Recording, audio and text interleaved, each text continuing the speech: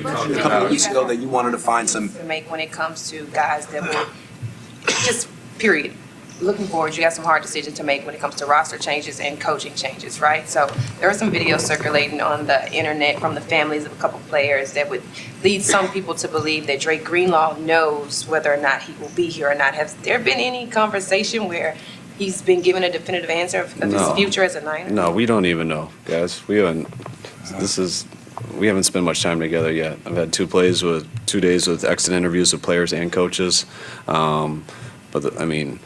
Players don't know either, and that's what's hard for players.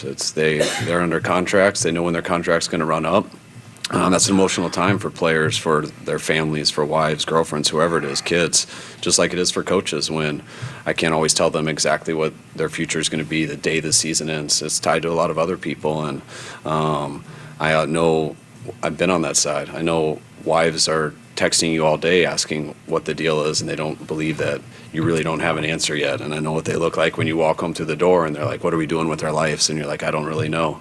There's a lot of things that you want to solve so fast for people that is stressful for people sitting in our chairs.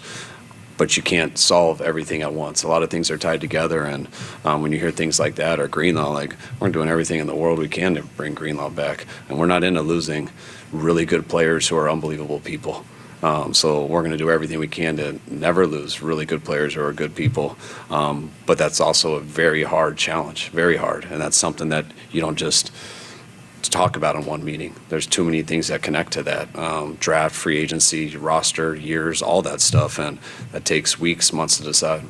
And I think the only thing I'd add to that, the communication with the players, what's most important. And I know I sat with Dre and always have great discussions with Dre. I know about his want to be here, and I know our want to have him here. And like Kyle said, there's realities and there's tough decisions and so many factors to all those things. But believe me, the desire on both sides is there.